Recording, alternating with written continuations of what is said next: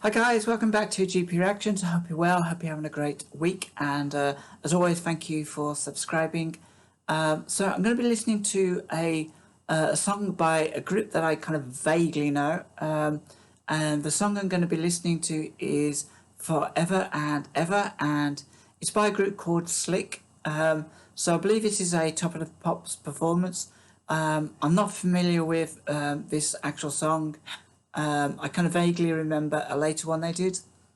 But this one actually kind of it entered the UK Top 40 on around about the 17th of Jan 1976. And I'm really kind of surprised that I've never heard of this before, because it was actually a number one hit. It kind of hit the top spot.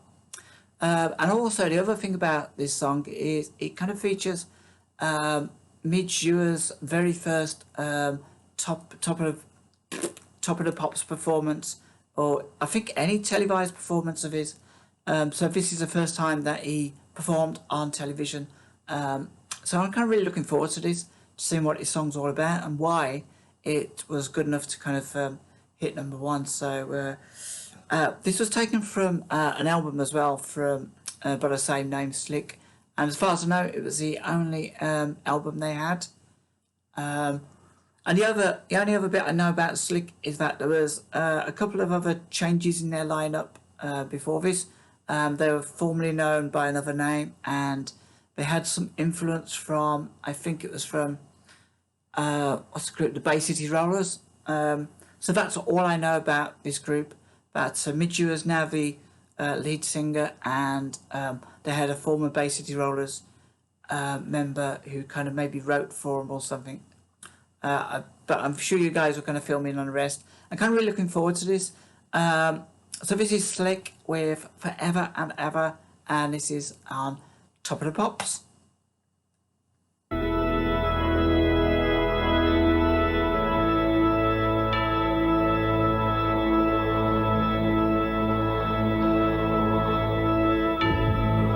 Very dramatic beginning.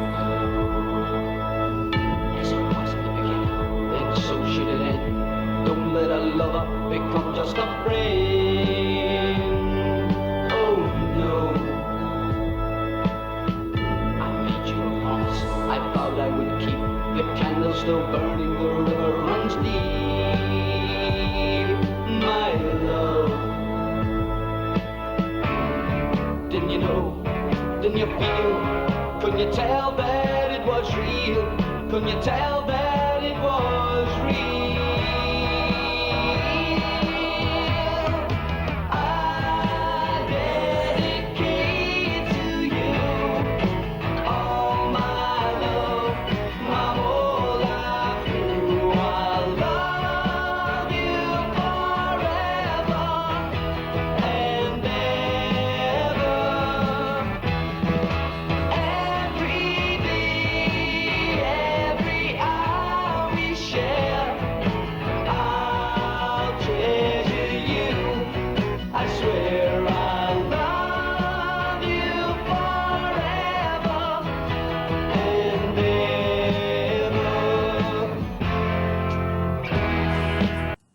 So I mentioned the Bay City Rollers influence, and I kind of feel that if this was a Bay City Rollers track, if I was told that this was Bay City Rollers singing this, I probably would agree that it does sound very Bay City Roller-ish.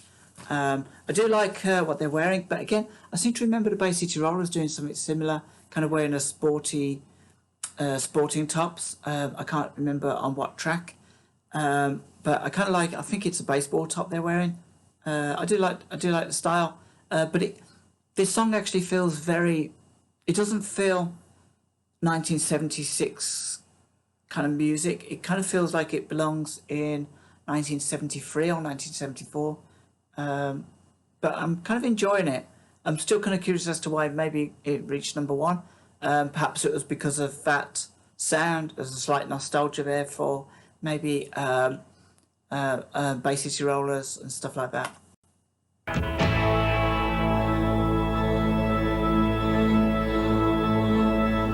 When we join together, let none tear apart. We give one another our hand and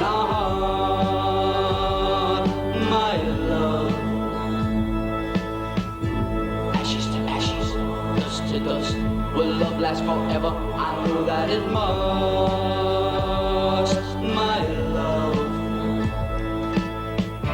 Now you can see, now you can feel, now you can tell that it was real.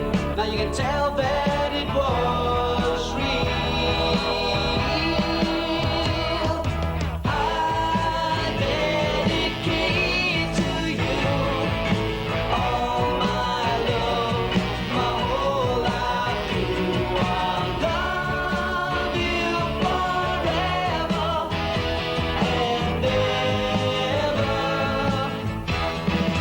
Every day, every hour we share, I treasure you. I swear I'll love you forever and ever.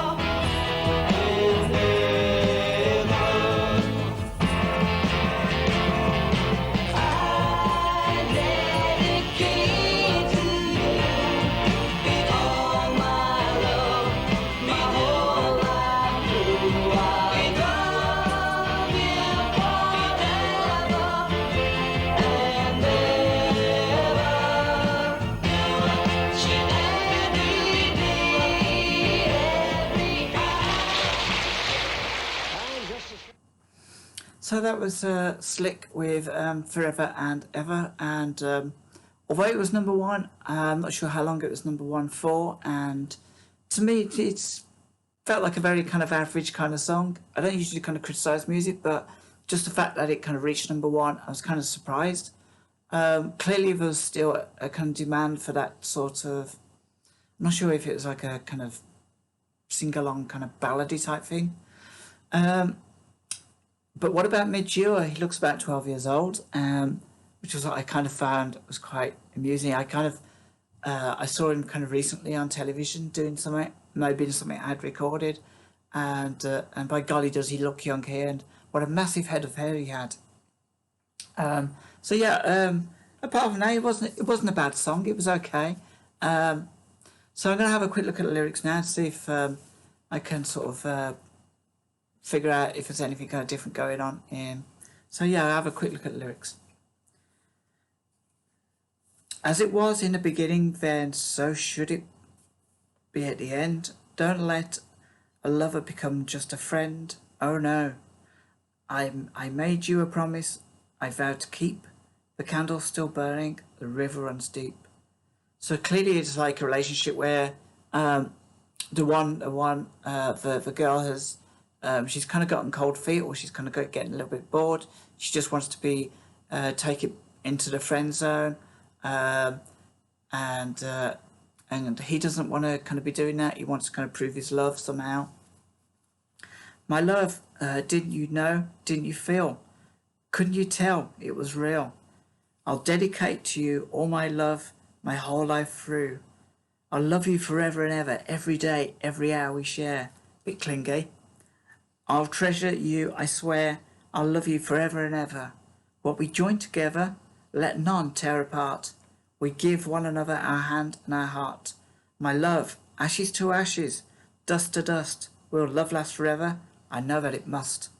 Yeah, kind of seems a bit sinister with the ashes to ashes bit, because clearly she's not really that into him, and to tell somebody who's kind of lost interest in you that ashes to ashes, dust to dust, it kind of like I'd be a bit threatened by that.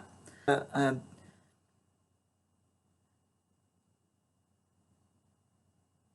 I think I think when a relationship gets to that point, the other half might be kind of thinking that there's a lot more to be discovered in the world, and she or he could still be young, and it's the anticipation of what's out there rather than what you've got. And what you've got might be fine, but sometimes it's the unknown that's exciting.